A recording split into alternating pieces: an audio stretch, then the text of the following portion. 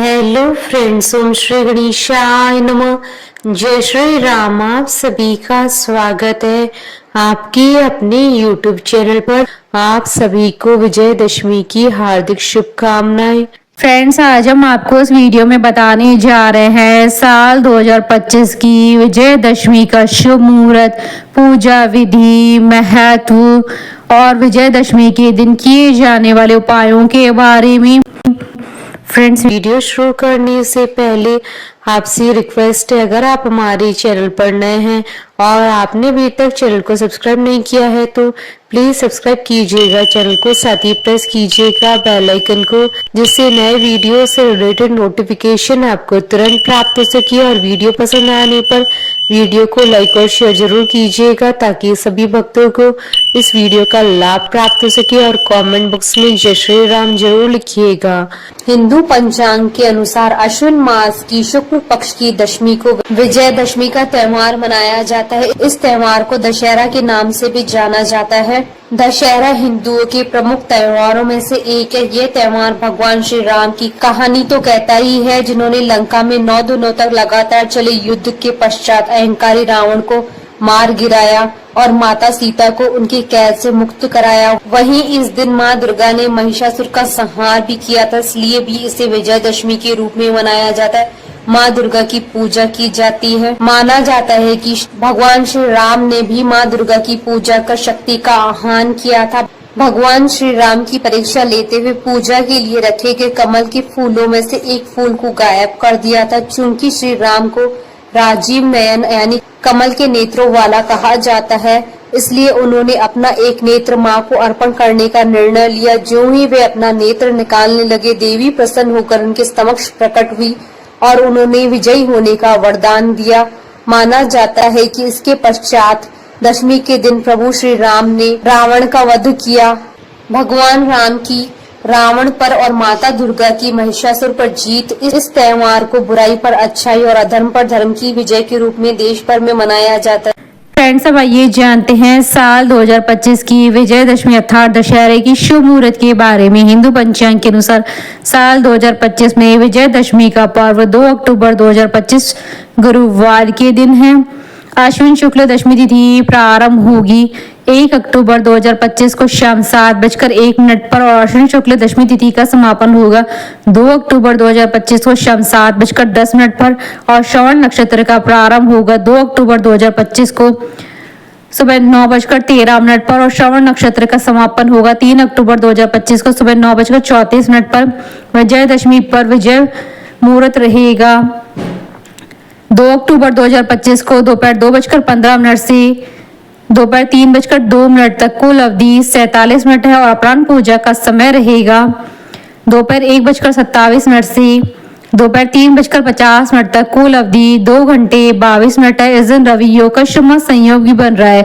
रवि योग पूरे ही दिन बना रहेगा। फ्रेंड्स, अब हमारे चैनल पर ज्वाइन बटन को दबाकर हमारे चैनल के मेंबर भी बन सकते हैं। हम हमारे चैनल के मेंबर्स के कमेंट्स को टॉप प्रायोरिटी पर रखकर उनका रिप्लाई करते हैं। फ्रेंड्स, अब आइए जानते हैं दशहरे की पूजन विधि के बारे में। विजयदशमी के दिन शस्त्र पूजा को विशेष महत्व दिया जाता है, इसलिए इस दिन क्षत्रिय लोग शस्त्र पूजा करते हैं। शस्त्रों की पूजा से पहले सभी शस्त्रों को पूजा स्थान पर लाल कपड़ा बिछाकर रखिए और इन पर गंगा जल छिड़के। इसके बाद शस्त्रों पर हल्दी और कुमकुम का तिलक करें और फूल चढ़ाएं। फूलों के साथ शस्त्रों पर शमी के पत्ते भी चढ़ाएं, क्योंकि ऐसा करना शुभ माना जाता है। इसके बाद भगवान श्री राम का ध्यान करें और पूजा समाप्त होने के बाद सभी शस्त्रों को उनके स्थान पर रख दें। विजयदशमी के दिन माँ दुर्गा और भगवान राम की पूजा की जाती है। माँ दुर्गा जहाँ शक्ति की प्रतीक है, वहीं भगवान राम मर्यादा, धर्म और आदर्श व्यक्तित्व के प्रतीक है। जीवन में शक्ति, मर्यादा, धर्म और आदर्श का विशेष महत्व है। जिस व्यक्ति के भीतर ये सभी गुण है वह सफलता को प्राप्त करता है। फ्रेंड्स, अब आइए जानते हैं दशहरे के दिन किए जाने वाले अचूक उपायों के बारे में। दशहरे के दिन अस्त्र शस्त्र की पूजा को बहुत महत्व दिया जाता है, इसलिए यदि आपके पास किसी भी तरह का अस्त्र शस्त्र हो तो उनकी पूजा अवश्य करें। इस दिन शमी के पेड़ की विशेष पूजा की जाती है, इसलिए संभव हो तो इस दिन शमी की पेड़ की पूजा अवश्य करें। दशहरे के दिन गुप्त दान किया जाता है, इसलिए आप अपने सामर्थ्य के अनुसार इस दिन गुप्त दान अवश्य करें। इस दिन नीलकंठ पक्षी के दर्शनों को बहुत ही शुभ माना जाता है।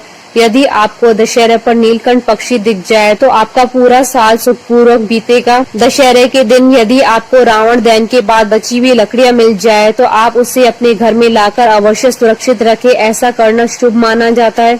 इस दिन आप माँ दुर्गा के चरणों को लाल रंग के कपड़े से अवश्य पोंछे। इसके बाद उस कपड़े को अपने पैसे रखने वाले स्थान पर रख दे। ऐसा करने से आपको धन की कभी कोई समस्या नहीं होगी। दशहरे के दिन किसी निर्धन व्यक्ति को अपने सामर्थ्य के अनुसार अन्न और दान दक्षिणा अवश्य दे। ऐसा करने से आपको माँ अन्नपूर्णा की विशेष कृपा प्राप्त होगी। इस दिन आपको पशु और पक्षियों की सेवा अवश्य करनी चाहिए। ऐसा करने से आपको भगवान श्री राम की विशेष कृपा प्राप्त होगी। रावण दहन के बाद अपने घर के बुजुर्गों के पैर छूकर उनका आशीर्वाद अवश्य लें। ऐसा करने से आपके जीवन की सभी समस्याएं समाप्त हो जाएंगी। दशहरे पर रावण दहन के बाद आपको पान अवश्य खाना चाहिए। ऐसा करना बहुत ही शुभ माना जाता है।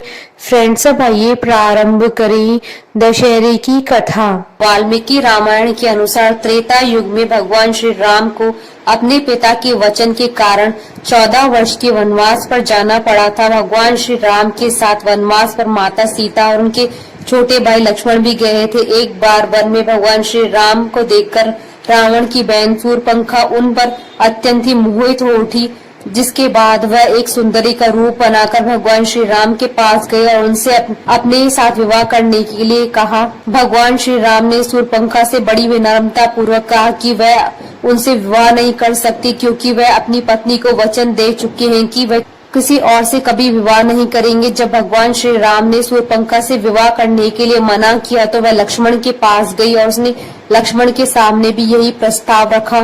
लक्ष्मण ने शूर्पणखा से विवाह करने के लिए मना कर दिया, लेकिन शूर्पणखा लक्ष्मण से विवाह करने के लिए जिद करने लगी। जब शूर्पणखा ने लक्ष्मण की बात नहीं मानी तो लक्ष्मण ने शूर्पणखा की नाक को काट दिया। शूर्पणखा रोती हुई अपने भाई लंकापति रावण के पास पहुंच गई। उसने सारा वृतांत सुनाया। उसके बाद रावण एक साधु का वेश बनाकर माता सीता के पास गया और धोखे से उनका हरण कर लिया।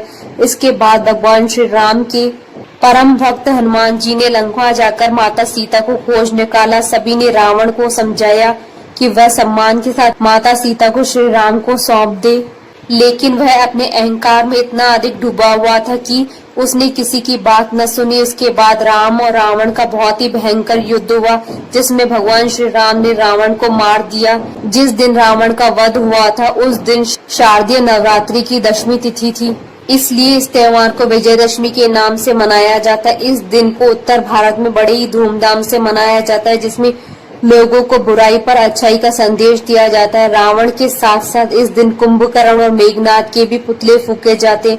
नवरात्रि के पूरे 9 दिनों तक रामलीला का कार्यक्रम चलता है और दशमी तिथि को रावण दहन किया जाता है। बोलिए भगवान श्री रामचंद्र जी की जय, दुर्गा माता की जय, जयकारा माँ माईदा सच्चे दरबार की जय। हमारे साथ इस वीडियो में अंत तक बने रहने के लिए आपका धन्यवाद। ओम श्री गणेशाय नमः। जय श्री राम।